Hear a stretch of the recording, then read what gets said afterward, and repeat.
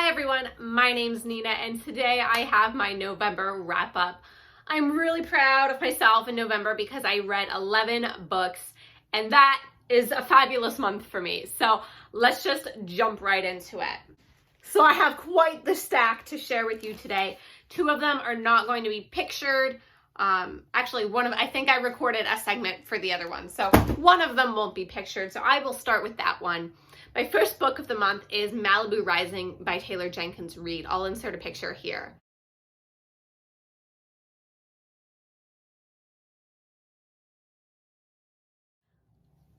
This was a really great, it's categorized as historical fiction, but it didn't feel historical fiction-y all too much to me. I would say it was like a historical fiction, contemporary type read. Just going about these lives of these siblings and their relationship and the relationship of their parents and how it affects everything now. I did not think I was going to like this book. This is the first book I've read by Taylor Jenkins Reid, and I was just so engrossed with the book. I could not put it down. Every 2 minutes I sent videos to my boyfriend being like, oh my god, this happened. And he didn't give two shits, but he let me rant and really engaged with me about the book. So that was fun. I don't have a lot to say about it, but I will say it was one of my favorite books of the year. So, moving on, I read The 5 Love Languages by Carrie Chapman. I've been seeing like The 5 Love Languages all over social media recently, and so when I found out it was like this book, I was kind of intrigued. I took the quiz online, realized my love language is acts of service, and I read this book, and it was really thought-provoking and very, I don't know what word I'm looking for. Very thought-provoking though. It's mainly geared towards married couples, but as a partnered person and not married, it was still very much useful information, very in-depth and analytical, and it gave really great examples and opened my eyes towards things, and I really enjoyed this book. Moving on to one I didn't quite enjoy. I've been looking forward about reading this thriller. It was advertised as a thriller. I feel like it's more like a mystery type thing. It's called The Last Thing He Told Me by Laura Dave. I liked the cover, and it was part of Reese's book club, which made me want to pick it up more. It is about this wife that marries this man, and he has a kid, and the kid doesn't really like her all that much. So you get that character building relationship between the stepmom and the kid throughout the book, which was nice.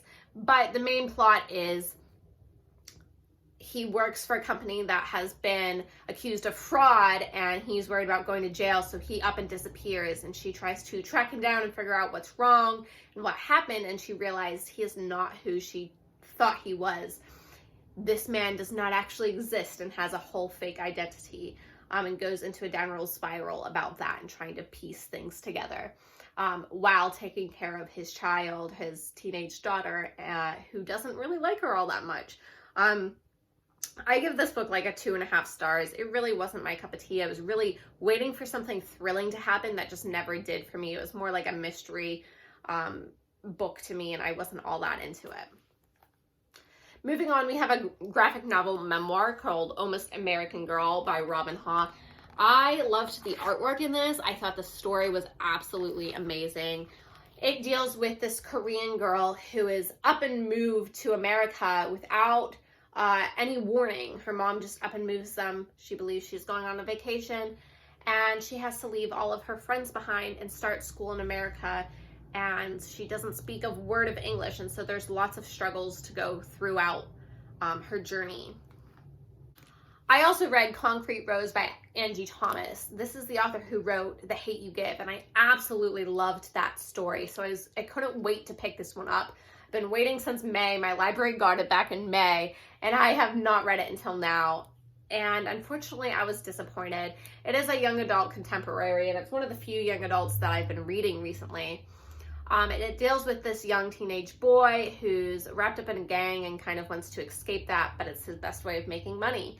But it deals with him and ups and downs of teenage pregnancy, and so he ends up getting a teenage girl pregnant and having to come to terms with being a teenage father and what that all entails.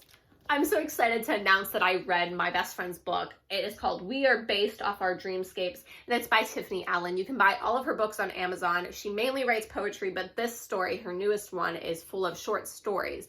I really enjoyed this. I read three of her previous works, which were all poetry. So this was something different from her, and it was very creepy. And I love creepy things. It gave kind of a sense of uneasiness throughout the story. Creepy short stories, open-ended, open for your imagination and interpretation. And I really enjoyed it. I give it 4 stars. I'm very happy for her. And I encourage you guys all to go check out her books on Amazon. Next, I have one I'm so disappointed with. It's The Final Girl Support Group by Grady Hendrix. I specifically asked my library to buy this for me, and they did, because I thought the cover was so intriguing. And I've read other Final Girl type of stories, and I've liked them in the past. I really had this in high hopes this year. Unfortunately, it was a huge letdown for me. So it deals with the final girls, you know, all of their friends or all of their family was murdered and they are the sole survivor. It deals with them and them having a support group to talk to other people who have been through the same trauma that they have. And unfortunately, I felt like it was kind of all over the place. I felt like there was too many characters, and I didn't like who ended up being the killer. So they went through this trauma and they have a support group, and somebody is targeting each and every one of the girls in the support group. I just didn't enjoy the story, and I thought the killer was kind of lame. Here's another story I thought was kind of lame. The Love Hypothesis by Ali Hazelwood. I'm very disappointed. Look how cute that cover is. This is a contemporary romance, adult fiction. I wanted my library to order this, and they did, and it was a really cute cover, but I feel like I'm just maybe gearing away from the romance category.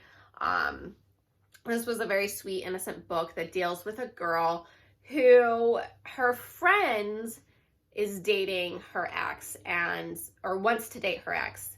And she wants to be supportive of that, and her friend won't date him because she thinks she'll be heartbroken over it. So to convince her friend to date the ex, she picks a random guy out of the hallway and kisses him to show her friends that, oh, she's already moved on with this dude. This dude is an asshole professor that everybody hates. And she starts a fake dating relationship with this professor to convince her friend that, hey, like, you can go ahead and date my ex. It's all good. I liked the concept. I thought it was a cute concept, and the book was okay in general. It just wasn't my cup of tea. I also read another graphic memoir that deals with World War II, and the mice are the Jewish and the cats are the Nazis in this story.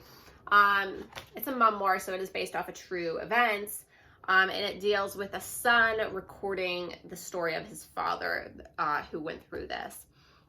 I really wanted to like this. A lot of people love this story. This has been checked out multiple times at my library.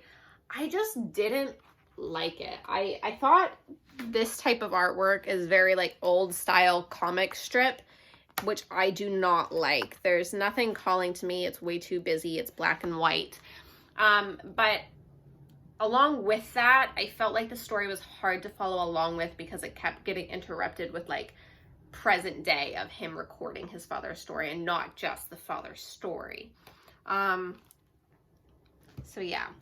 Okay, different background because this is the first book I've read in November, and I have to return this to my library ASAP because they got it through interlibrary loan and got it from a different library. So I can't hold on to this one. The first book I read in November is Misconduct by Penelope Douglas. As you can tell by this cover, it's a steamy romance contemporary novel. And I was really just looking for some smut, to be honest. It was steamy. It wasn't as steamy as I expected it to be. So it deals with our main character, Tyler, who is running for senator. And he starts to fall in love with this woman who is his son's teacher. She has a traumatized past, and he has shitty parenting. So they end up connecting and falling in love, and that comes with a lot of steamy sex. I give this like a 3 out of 5 stars. It was good. It was decent. I was just hoping there would be more steam. And I just kind of found our main male character kind of unlikable. But if you want to hear more about this and get some spoilers and stuff, I did make a whole reading vlog on it, which I can put down in the description below. The last book I have to share with you today is called Rock, Paper, Scissors by Alice Feeney. I wasn't expecting to like this as much as I did. So I thought the cover was kind of intriguing, and it was very obviously a thriller to me. I really enjoyed this book. It deals with this married couple who are on the brink of divorce, and they decide to go on this last-ditch vacation getaway to save their marriage. They won this vacation getaway in a work raffle. But we come to find out that it wasn't just by chance that they won this raffle getaway, and someone is out to get them. That is all I have for you today. I hope you enjoyed my wrap up. Please let me know what you thought about these books down in the comment, or what you've read this month. So here's everything except for Malibu Rising and Misconduct, because I don't have the physical books of those to share with you. So I hope you have a wonderful day. Goodbye.